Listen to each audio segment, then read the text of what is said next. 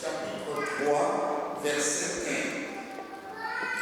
1. Dans le premier verset, il est écrit: le Seigneur connaît ce qui lui appartient. Le Seigneur connaît ce qui lui appartient. Et dans le second, il est écrit: aujourd'hui, si vous entendez sa voix, ne vous obstinez pas. Aujourd'hui, si vous entendez sa voix, ne vous obstinez pas. La femme que Dieu appelle aujourd'hui à son service, Lydie Gaël Nyantewo, est le 19 août 1983 à Douala, dans le département du Vouli au Cameroun. Je peux vous rassurer, ça n'a pas été coupé en deux, ni au tiers. C'est vraiment la c'est la fille de Paya Majota, Paya Pampen Mati, de la grande famille Manga, lieu du Mapoui, en Sarana Barati. Elle a été baptisée enfant à l'église catholique de Nouvelle. Elle grandira dans un cadre familial traversé par plusieurs courants religieux, catholique et protestant. Sa grand-mère maternelle, dont elle porte le prénom, était protestante. Et dans sa famille paternelle, ils étaient tous catholiques. Ce qui explique donc qu'elle a été baptisée à l'église catholique de Nouvelle. Elle a ainsi été ballottée de l'église catholique à l'église protestante, soit qu'elle était entraînée par sa grand-mère, soit qu'elle suivait ses parents. Ce qui fait qu'adolescente, elle a observé un repli identitaire qui ne lui a pas permis d'avoir des convictions religieuses établies.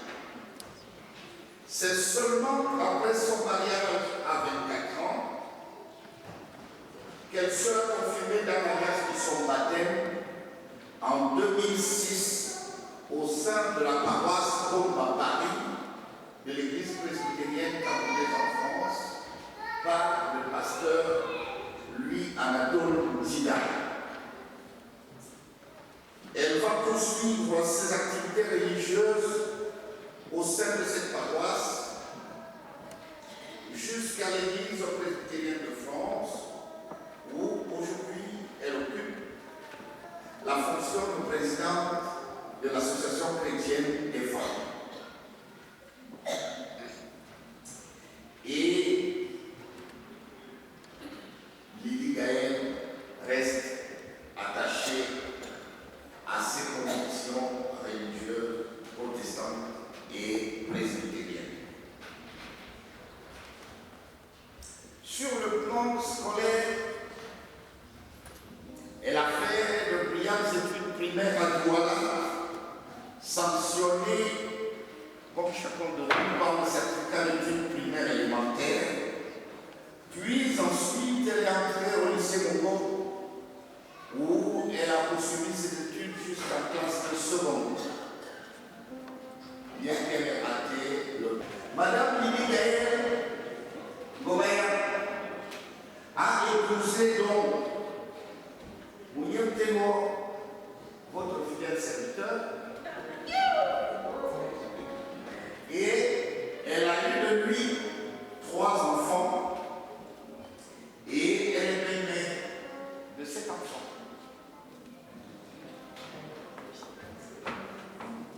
L'appel de Dieu qui sommeille en elle va exploser véritablement en 2007 quand elle avait accepté d'être confirmée dans l'alliance de son baptême.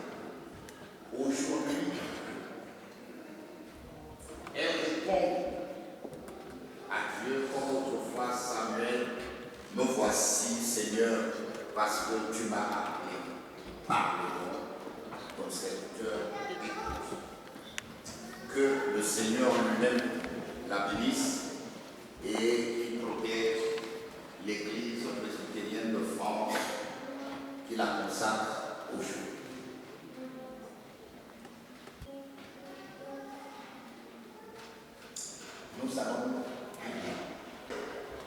Nous te prions pour ton Église universelle et pour l'Église presbytérienne de France dont nous sommes membres. Bénis les pasteurs et en particulier celui à qui tu as confié la conduite de ce troupeau. Anime de ton esprit afin qu'il travaille efficacement à la conversion et au salut des âmes. Bénis ceux qui le secondent dans la direction de l'Église pour qu'ils œuvrent pour le soin des pauvres et l'enseignement de la jeunesse. Dieu de consolation, nous te prions pour notre sœur qui va être consacrée aujourd'hui à ton service.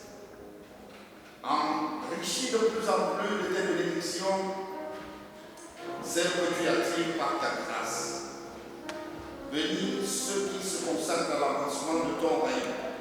Rassemble toi-même tes brebis égarées et ramène-les au seul et souverain pasteur, notre Seigneur et Sauveur, Jésus-Christ.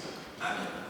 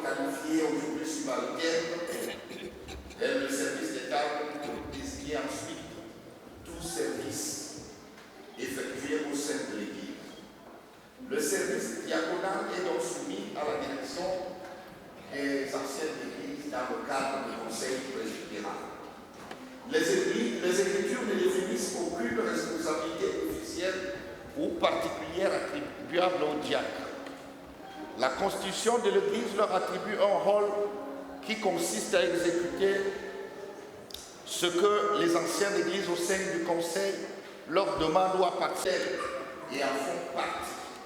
Ils doivent être des hommes ou des femmes de valeur, craignant Dieu, des hommes et des femmes loyaux qui détestent le bien malhonnête.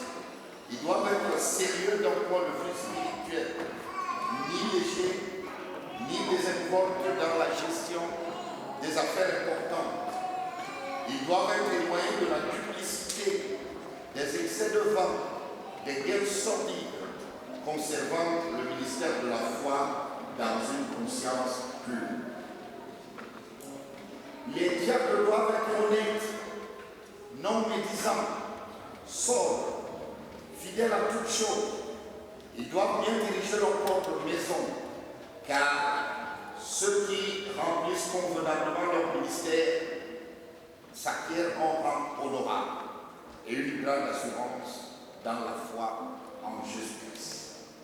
Comme pour les anciens de l'Église, la charge de diacre ne se cherche pas, mais elle est une responsabilité que l'Église donne à qui elle veut.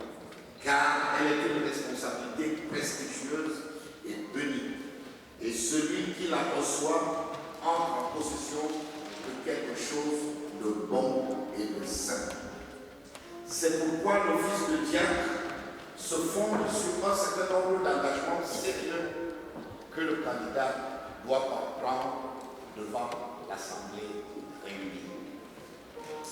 Je demande à la candidate et à sa marraine de bien vouloir se lever.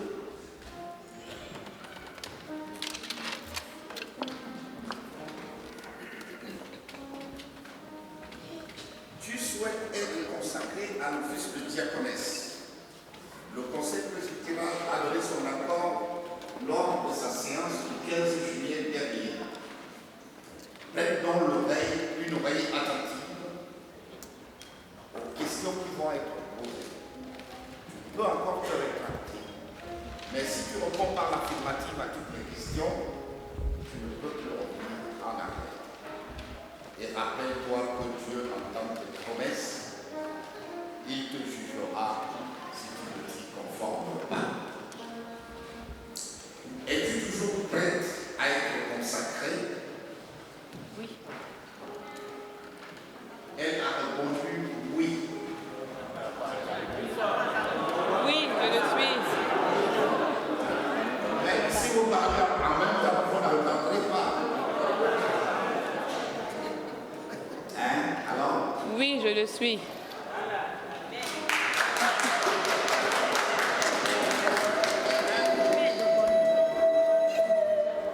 À l'époque de l'Église primitive, l'Église installait des hommes irréprochables, sobres, pondérés, décents, hospitaliers, des hommes et des femmes qui n'étaient pas adonnés au vin, ni violents, mais conciliants, pacifiques, désintéressés, des hommes qui tenaient bien leur propre maison et qui tenaient leurs enfants dans la soumission, en toute dignité. Celui qui accepte la charge de diacre doit savoir qu'il accède à un office béni et saint. Il doit savoir que cet office exige des engagements qu'il prend devant Dieu et devant l'Assemblée réunie. Les réponses aux questions qui vont être posées sont des engagements à l'égard de Dieu et de l'Assemblée ici réunie. Je vais donc procéder aux questions. Tu écoutes attentivement parce que c'est des engagements que tu prends devant Dieu et devant l'Église. Crois-tu en un seul Dieu manifesté en trois personnes, Père, Fils et Saint-Esprit, et confesses-tu à nouveau le Seigneur Jésus-Christ comme ton Sauveur et Seigneur, et le reconnais-tu au-dessus de toutes choses comme le chef de l'Église qui est son corps? Si telle est ton intention, lève la main droite et tu dis « Oui, je le crois ». Oui, je le crois.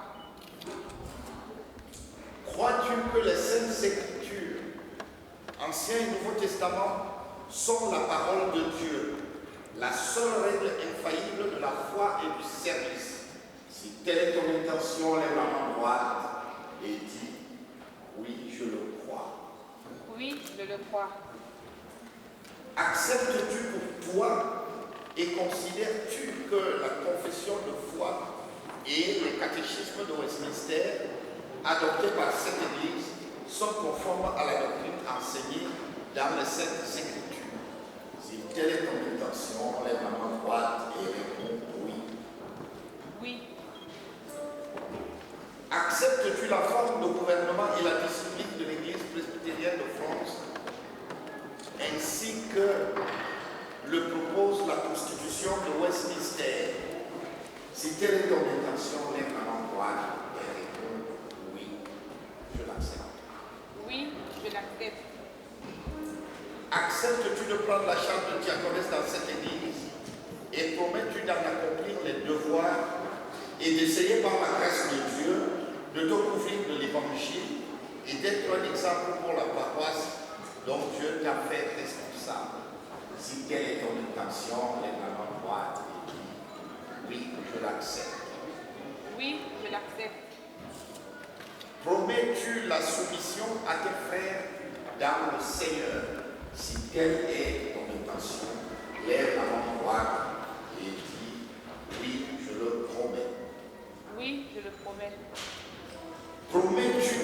un artisan de paix, d'unité et de pureté dans l'Église.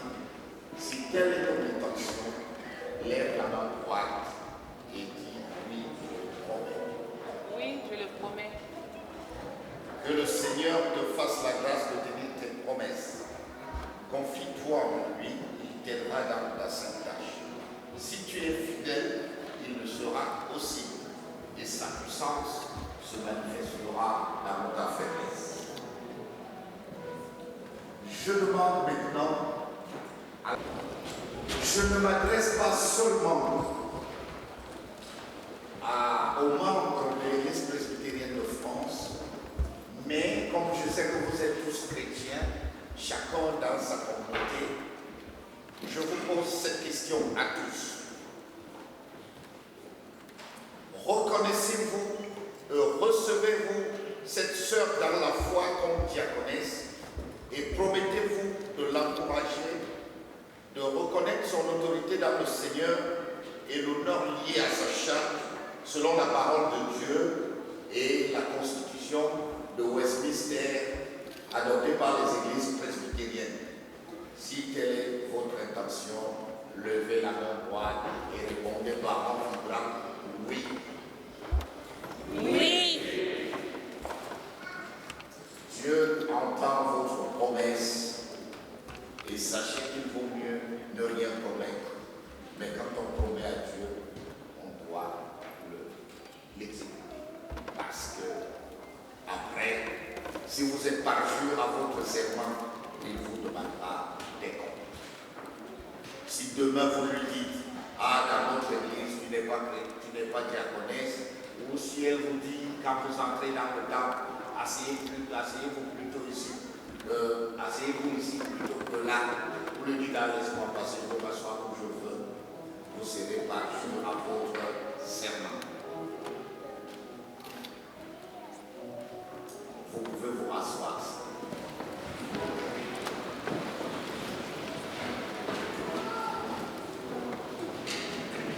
Je demande à tous les diacres et toutes les diaconesses de faire un cercle.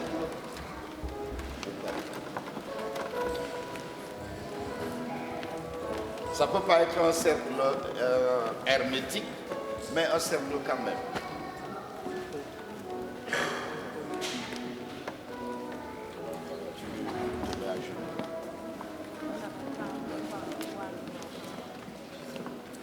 Voilà, un cercle, ça veut dire l'une peut se finir là.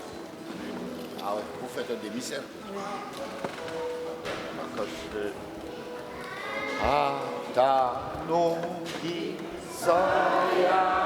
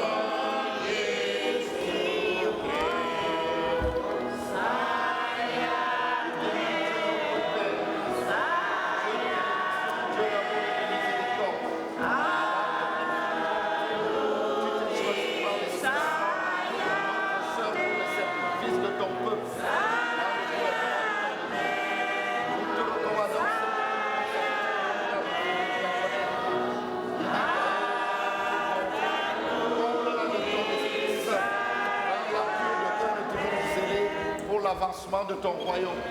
Éternel Dieu notre Père, daigne abaisser ton regard de bienfaisance sur ta servante, que nous consacrons à l'église de Diaconesse, à l'entrée de la carrière qu'elle va parcourir, en face de l'avenir qu'elle ignore.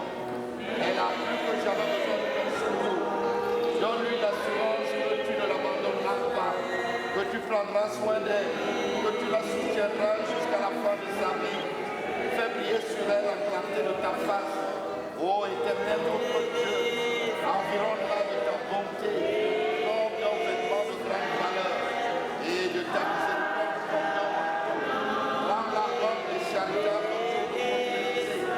Sois sa délivrance et sa consolation au jour de l'épreuve.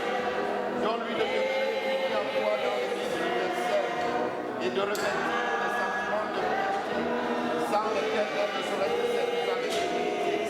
Donne-lui de s'occuper avant tout de la seule chose nécessaire, de choisir la bonne part qui ne lui sera point ôtée, et qu'après t'avoir glorifié sur la terre par ses pensées et ses œuvres, elle soit reçue auprès de toi dans ces demeures célestes que Jésus-Christ, le chef de l'Église universelle, a préparé pour ses disciples. Ô Père céleste, nous la plaçons sous ta garde.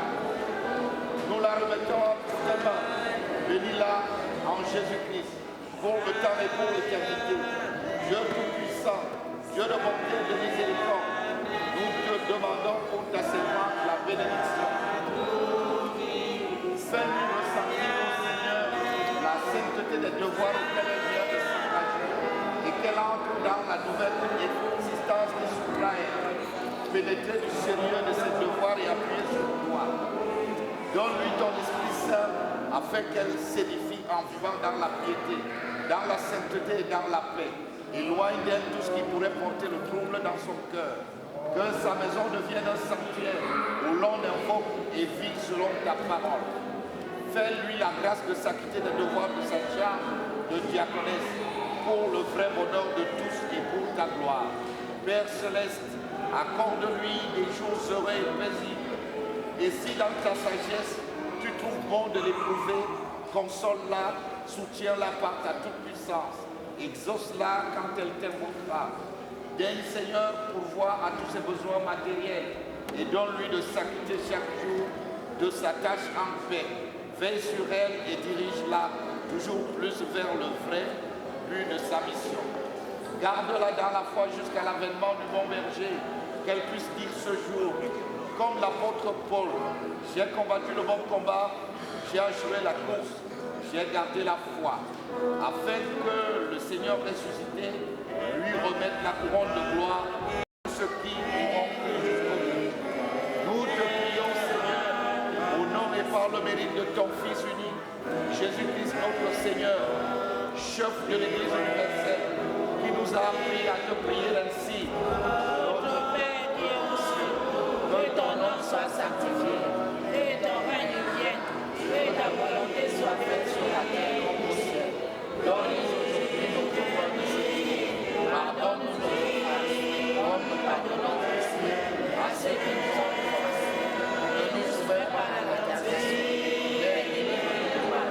Car c'est à toi qu'appartiennent le règne, la puissance et la gloire, les siècles des siècles. Amen.